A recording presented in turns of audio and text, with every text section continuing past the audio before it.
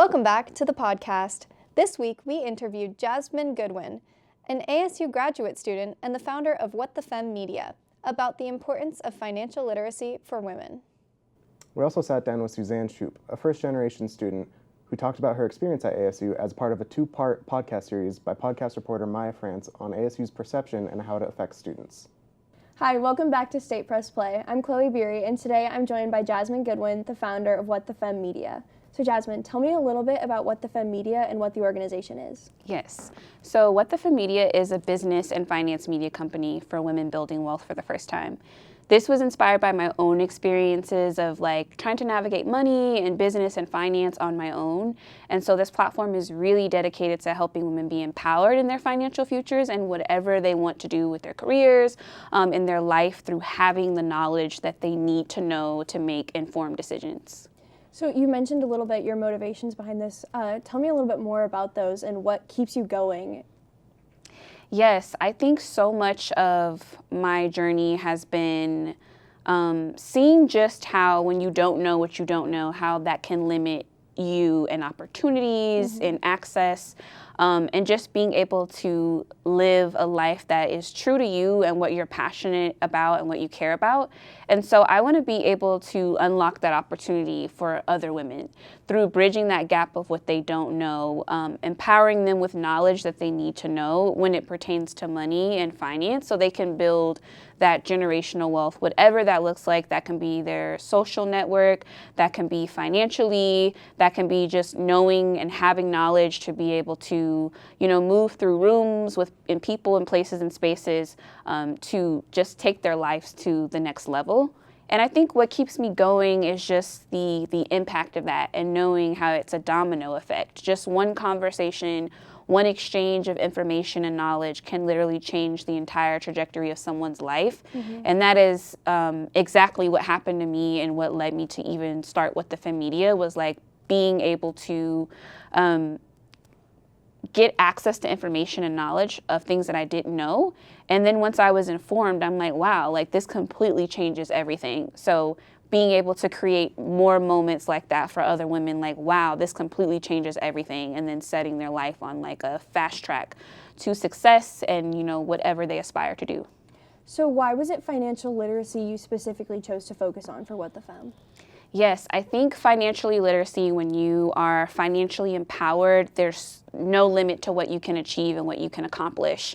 You're not bogged down by the stressors or limitations that not being financially literate or not being financially savvy can sometimes lead you in a position to be in.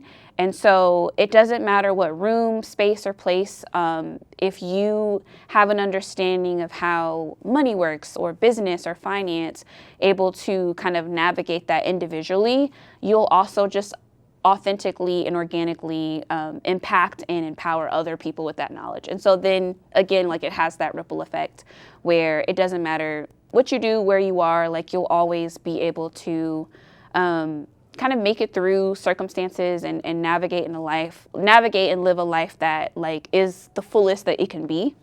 And the beautiful thing about this is that just with What the Fem Media, we know that by 2030, that women are going to control $30 trillion in assets. And the biggest thing with financial literacy is, knowledge. Again, you don't know what you don't know. And so if you're coming into all of this wealth, financially, money-wise, but you don't have the knowledge of how to sustain it, how to grow it, how to scale it, how to, transfer it, all of that can be lost.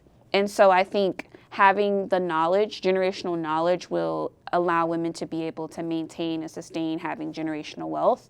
And that just makes our lives and our world and our society such a better place because we can live richer, fuller, happier lives because, we're not under-resourced or under-financed or, lacking in, money or wealth to be able to make decisions and unlock opportunity and access to things that without that we wouldn't be able to.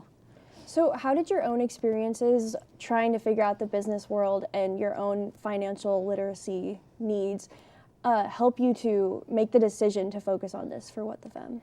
It was definitely filled with a lot of challenges and trial and error. And so I think that is what inspired What the Fem Media. It was really about the fact that I was having so many WTF moments in my own life with like money and business and finance. And I'm like, okay, I can't be the only one. And through having conversations with other women, working, writing and working as a journalist, covering stories around finance and money and business, I saw a real need and a real problem that was going kind of like under tapped and kind of unspoken about, and decided that I want to be the person that does something about it, especially knowing just how impactful it can be to learn about these topics, hear about these topics, and kind of be on this journey with someone who you feel you can relate to and is accessible, rather than like much of the finance and business world. It's kind of a little bit more rigid, a little bit more stiff. It's not as, hey, we can learn together. It's okay not to know. It's okay to ask questions. And so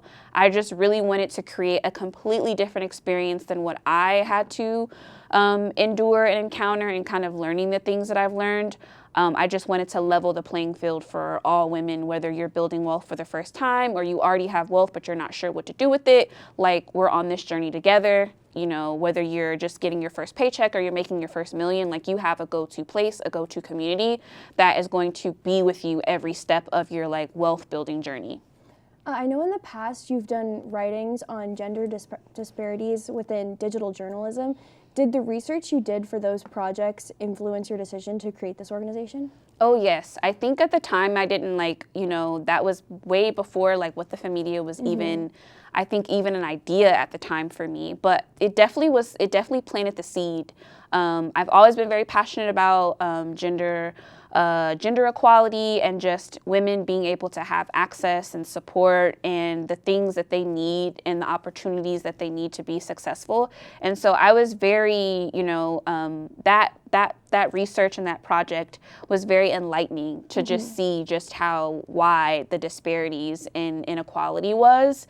And I think that really was what planted the seed, and through different experiences and like things I learned along the way, like those seeds grew into what is now What the Fem Media. And I know for a fact through just the research and work that I did that it's a real issue, it's a real need, there's a real disparity, and that I'm in a position and What the Fem Media can help close and bridge that gap. So what's your long-term goal for What the Fem Media? My long-term goal is for, What the Fem Media to just be able to continue to grow and scale in so many different areas. So content, community events, conferences, merchandise, like really just being a media house of products and brands that really cater to this audience and cater to this need of making uncommon knowledge common for women who don't know what they don't know, and then helping them on their wealth building journey, whatever stage and phase that may be and what that looks like, so that they can be financially empowered. And we can have that domino effect that we want to have generationally, with just unlocking knowledge for women and the opportunity that comes with that. Thank you so much. Where can people who are interested find you on social media? Yes, so you can find us on all socials at What the Fem Media, and you can also find us on our website at whatthefem.com. Thank you so much for your time. Thank you. Next up, Myah France sits down with Suzanne Shupe to discuss the perception of ASU and how that has affected her experience here as a first-generation college student. The perception of ASU is something that touches all of us as ASU students here at the State Press. How has it affected you, Trent? I wouldn't say it's affected me very much. How's it affected you? Personally, especially my freshman year, I told pretty much everyone that I was going to the Cronkite School and not necessarily ASU, because I feel like there's a bit of a perception that it's a little bit less prestigious, and the Cronkite School has this air about it because of the name. But honestly, I think ASU is a great place, and I don't really understand the online stigma surrounding it. I agree. I definitely agree with you. Here's Myah France with that interview. Welcome back to State Press Play. I'm Myah France, and I'm here with Suzanne Shupe. Would you like to introduce yourself? Hi, I'm Suzanne. I'm a freshman at ASU. I'm majoring in journalism and mass comm. Perfect. All right, so I just wanted to know a little bit about how you perceived ASU before you became a student as a first-generation student. So I live here, and a lot of times it's like the party school, or it's like why are you going to ASU when there's so many other things that you could be doing besides ASU? And especially being here, it's like, why wouldn't you go somewhere far away? But I just decided to come here because it was like easier financially and it was just like close to home. And I was like, I feel like I can get it done here, and then if I want to leave eventually, I can just go after. And then also, how did you perceive Barrett before you came and after you got accepted? I really liked Beery because I was like, oh, it's a chance for me to be like, I'm a part of something that's more than just ASU, and so I really wanted it. And then when I got in, I was like, okay, I want to go to ASU because I got in. All right, so how is your personal experience as a first-generation student at ASU? I think it's going pretty good. I feel like you just have to like kind of put yourself out there in a way and just approach people. There isn't like someone to be like, you have to go talk to them and you have to do this. It's kind of just like you meet people and you're like, oh, I like them. And I feel like especially in journalism, it's a lot easier because everyone wants to like talk to each other. And it's like you walk into class and they're like, oh, new person, let's meet them. And you want to keep making that connection. So I feel like it's not too bad. Mm-hmm. Is there any struggles you can think of being a first-generation student at ASU? I think one thing is like teaching the parents of like what needs to be done and how like my schedule's working. Another thing is like constantly thinking about like financial, and it's just like I have to get this done by this time and like sign up for scholarships and things. Is there like ways that ASU supports you to feel less alone as a first-generation student? Or would you say like that's like something you have to do on your own that ASU like doesn't support you with? I think it's kind of your own, because I feel like I don't really say that I'm a first-generation student a lot. It kind of just comes up randomly. And otherwise, I'm just like, I'm just another person here. Mm-hmm. Yeah, I didn't know you were a first-generation student until I asked you, which is interesting because it feels like it's not something that's brought up a lot. Yeah. Because I feel like it's not as common. Yeah. So do you think ASU supports you in that way, or is it more, did you find a community through Barrett in that? I think I found a community more in Barrett. Like in the ASU 101 class, I think they mentioned once, like, who's a first-generation student here? And I was like, me. And I was like the only one. And I was like, it's just here. So there's just not much of a community, Yeah. you would say? Yeah. Do you think Like, that's what makes it difficult being here as a first-generation student? Like, it's one of the struggles? A little bit. I feel like I wish there was like more of a community, so like everyone was on the same page, and there was like a way that everyone can be, like all first generation students can like know each other and be like, oh, we're all experiencing similar things and like want to learn more things, and like how to approach more things and like how to teach our parents or like show other things, I guess. Were you second guessing coming to ASU as a first generation student? I mean, there were times where my parents were like, are you sure you want to go to ASU? And I was like, kind of confident once I got into Barrett. I looked into other schools too, but it ultimately ended up being ASU because it was just closer to home. Mm-hmm.